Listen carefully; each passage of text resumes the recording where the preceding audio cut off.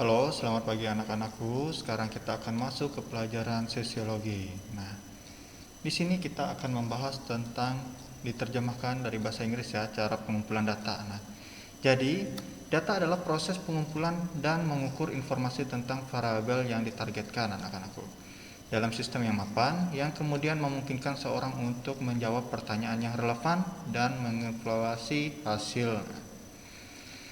Nah, kita akan masuk ke pengumpulan data. Apa itu pengumpulan data? Seperti yang bisa dijelaskan, data adalah proses pengumpulan data dan mengukur informasi tentang variabel yang kalian targetkan dalam sistem yang sudah mapan. Lalu, di sini ada data ya. Untuk mendapatkan data primer, biasanya peneliti akan langsung terjun ke lapangan. Nah, jadi anak-anakku, data primer dapat diperoleh dengan menggunakan teknik pengumpulan data berupa wawancara langsung ke orang yang ingin kalian wawancarai. Lalu jejak pendapat, ini kalian bisa melakukan sebuah tukar pikiran dengan orang-orang atau teman kalian, atau istilahnya adalah tim ya, kalian bekerja dalam tim. Lalu menyebarkan sebuah kuesioner. Kuesioner ini berupa pertanyaan ya untuk orang-orang atau orang-orang yang kalian ambil sampelnya. Lalu kalian akan melakukan sebuah observasi. Apa itu observasi? Kalian akan langsung terjun ke lapangan untuk mengetahui bagaimana kondisi lingkungan suatu daerah tersebut, anak-anakku. Oke, kita lanjut ya. Pengumpulan data lanjut atau data primer ya. Nah, sekarang survei. Oke, apa itu survei? Nah, survei, penelitian survei. Jadi, menurut Seringebun dan Effendi tahun 1989, penelitian survei adalah penelitian yang mengambil sampel dari suatu populasi dan menggunakan kuesioner sebagai alat pengumpul data pokoknya, anak-anakku. Jadi, menurut Seringebun dan Effendi ya, survei itu adalah penelitian yang kalian ambil sampelnya. Ya. Setelah kalian mengambil sampel, kalian menggunakan kuesioner. Kuesioner ini adalah alat untuk mengumpulkan data. Jadi dalam isian kuesioner ini, adalah seperti ini ya kuesionernya. Nah, dalam kuesioner ini sudah dibuat sebuah pertanyaan. Lalu sampel atau orang-orang yang kalian minta untuk menjawab. Nah, inilah yang nanti kalian gunakan sebagai data kalian ya. Oke. Kalau menurut Daniel dalam Blipper, nah, survei merupakan pengamatan atau penyelidikan yang kritis untuk mendapatkan keterangan yang baik terhadap suatu persoalan tertentu di dalam daerah atau lokasi tertentu, atau suatu studi ekstensif yang dipolakan untuk memperoleh informasi-informasi yang dibutuhkan, anak-anakku. Survei ya. Penelitian survei merupakan penelitian yang ingin mengetahui keadaan aktual suatu masyarakat dengan pendekatan kuantitatif. Nah, penelitian survei biasanya meneliti banyak variabel, anak-anakku. Teknik pengumpulan data yang paling banyak digunakan adalah angket daripada wawancara atau observasi ini ya. Karena angket ini lebih mudah, anak-anakku. Kita tidak perlu membuat sebuah pertanyaan dan sebagainya, karena orang-orang sudah bisa menjawab melalui pertanyaan ini, bisa menjawab iya atau tidak, ya, atau memberikan poin, bisa. Langkah-langkah menyusun angket. Yang pertama, dalam langkah menyusun angket, kalian harus menganalisis variabel atau aspek yang akan diukur, lalu memerinci variabel menjadi subvariabel hingga indikatornya. Lalu kalian akan menyusun kisi-kisi atau blueprint angket, menyusun pertanyaan-pertanyaan atau pernyataan, anak-anakku. Oke. Lalu membuat pedoman atau petunjuk cara menjawab pertanyaan-pertanyaan. Sekarang, lalu uji cobalah. Kalian akan melakukan sebuah uji coba langsung ke lapangan ya, dan analisis hasilnya. Revisi, apa itu revisi? Revisi itu adalah perbaikan. Revisi dengan mengacu kepada hasil uji coba dan analisis kalian. Di sini kalian akan melakukan sebuah revisi atau pengulangan ya, perbaikan. Nah, ini adalah contoh angket terbuka. Kuesioner untuk mengetahui kesadaran masyarakat umum dalam berkendara. Di sini diberikan nama, umurnya dan status. Lalu, alat transportasi apa yang sering kalian gunakan?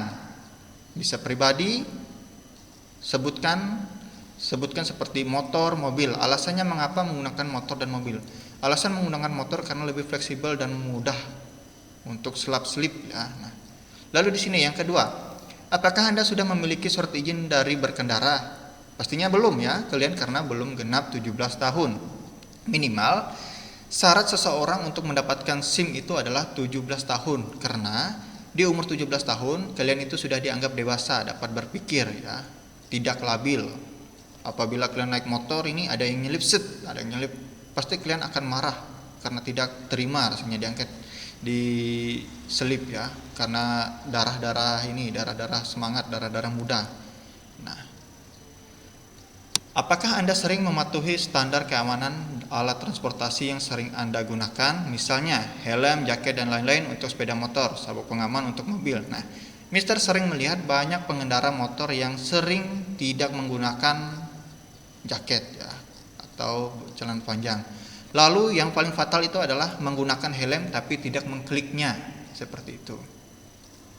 Apa Anda mematuhi lalu lintas setiap harinya? Kalau Mister pribadi bisa iya, bisa tidak ya, tergantung kondisi dan situasi. Tapi alangkah baiknya kita harus mematuhi lalu lintas ya. Nah, seberapa penting alat transportasi untuk Anda? Kalian harus menjawab. Alat transportasi sangat penting untuk membantu pekerjaan dan mempermudah aktivitas, seperti itu. Jadi di sini ini adalah contoh dari angket terbuka. Jadi kita bebas mengisi dari angket terbuka ini, anak-anakku. Nah, kalau angket tertutup gimana? Nah,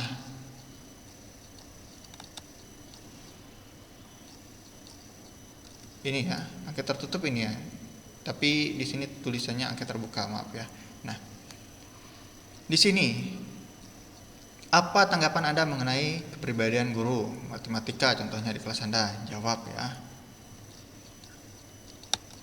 Lalu apa tanggapan Anda mengenai kemampuan guru matematika di kelas Anda?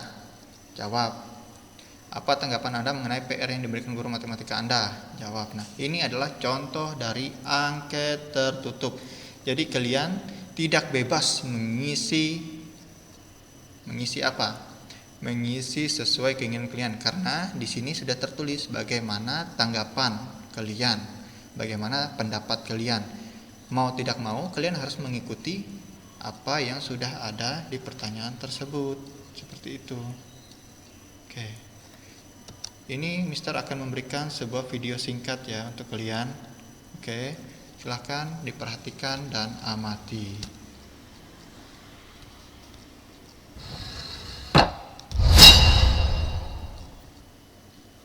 Assalamualaikum warahmatullahi wabarakatuh. Halo Sobat Sukma. Di video kali ini saya akan membahas tentang salah satu teknik pengumpulan data non-tes, yaitu angket. Angket merupakan instrumen penelitian yang berupa daftar pertanyaan untuk memperoleh keterangan dari sejumlah responden atau sumber yang diambil datanya melalui angket.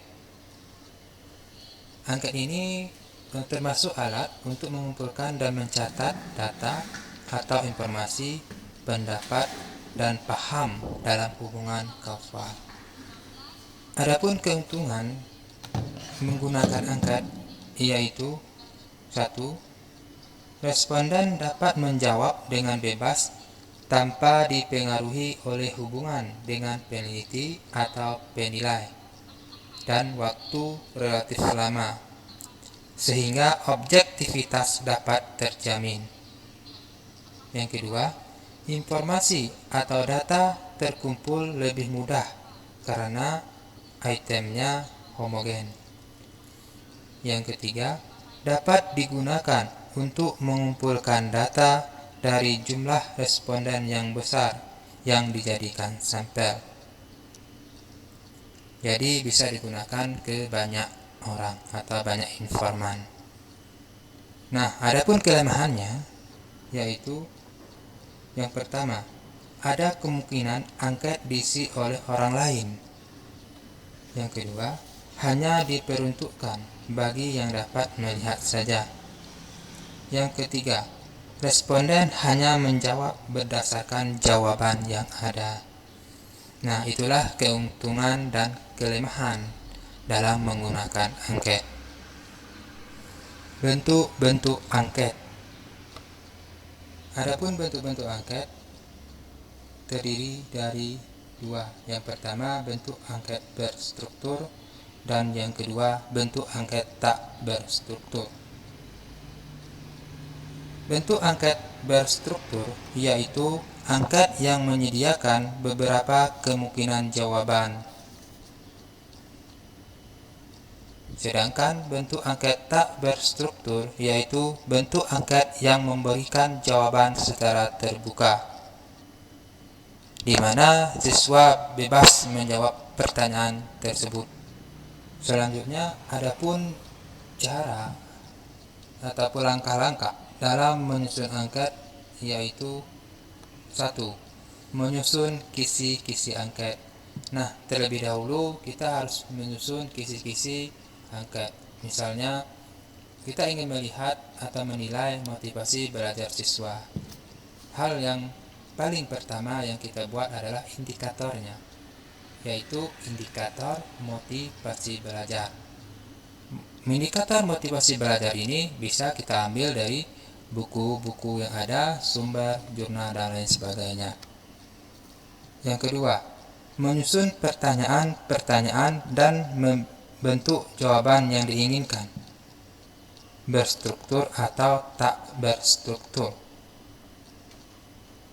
Nah, setelah kita susun kisi-kisinya, jadi kita buat pertanyaan-pertanyaannya atau bentuk jawaban yang kita inginkan, apakah berstruktur atau tidak berstruktur. Jadi pertanyaan-pertanyaan ini kita jabarkan dari indikator tadi. Jadi satu indikator bisa beberapa pertanyaan.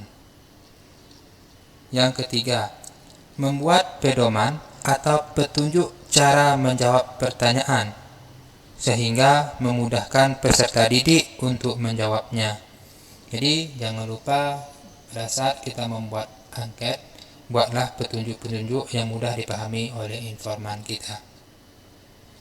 Yang keempat, jika angket sudah tersusun dengan baik, perlu dilaksanakan uji coba di lapangan sehingga dapat diketahui kelemahan-kelemahannya. Nah, sebelum kita memberikan angket ke informan kita, ada baiknya kita uji validitasnya. Kita uji coba dulu ke informan lain, apakah angket kita ini sudah bisa dipakai apa belum. Yang kelima, angket yang sudah diuji cobakan dan terdapat kelemahan perlu direvisi, baik dilihat dari bahasa pertanyaannya maupun jawabannya. Nah, setelah diuji coba, apa kelemahan-kelemahan yang ada di dalam angket kita ini. Jadi kelemahan-kelemahan tersebut kita perbaiki dan kita buat dengan yang sebenarnya. Jadi setelah kita perbaiki dan kita anggap angket kita ini sudah benar, sudah pas, dan sudah layak diberikan kepada informan, maka bisa kita berikan ke informan kita. Dan yang terakhir, menggandakan angket sesuai dengan banyaknya jumlah siswa atau jumlah informan kita. Jadi menggandakan tadi angketnya tadi. Jadi berapa banyak informan kita, sebenarnya itulah yang kita sebarkan. Nah, itulah langkah-langkah dalam menyusun angket. Di dalam menyusun angket ada beberapa hal yang harus kita perhatikan. Yang pertama, setiap pertanyaan harus menggunakan bahasa yang baik dan benar, jelas, singkat, tepat, dan sederhana, sehingga mudah dimengerti oleh informan. Seperti contohnya, hindari kata-kata ambigu. Kata-kata ambigu yang bermakna dua. Jadi, kata tambahan seperti biasanya seringkali hendaknya dihindari. Yang kedua, jangan membuat pertanyaan yang mengarahkan pada jawaban. Misalnya, kamu tidak menganggap dia anak yang cerdas, bukan? Jangan mengarahkan pada jawaban. Yang ketiga, jangan menggunakan dua kata sangkal dalam satu kalimat pertanyaan. Misalnya seperti ini. Apakah kamu tidak senang untuk tidak membaca buku pelajaran? Yang keempat, hindari pertanyaan berlaras dua. Seperti contoh, apakah kamu senang belajar membaca dan berhitung? Atau apakah kamu senang belajar menulis ataupun melihat video dan sebagainya. Yang kelima, buatlah pertanyaan yang tepat sasaran. Misalnya, apakah kamu suka belajar komputer di rumah?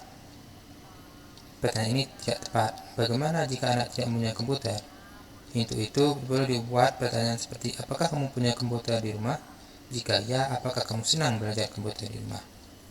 Dan yang keenam, jika terdapat angka yang tidak diisi, maka harus membagikan lagi angka itu kepada informan yang lain sebanyak yang tidak menjawab. Yang ketujuh, dalam menyebarkan angket, hendaknya dilampirkan surat pengantar angket. Dan yang terakhir, hendaknya jawaban tidak terlalu banyak dan tidak pula terlalu sedikit. Nah, itulah hal-hal yang harus dipelajari atau diperhatikan dalam menyusun angket. Sekian dulu video pembelajaran kali ini. Kita jumpa lagi di video pembelajaran selanjutnya.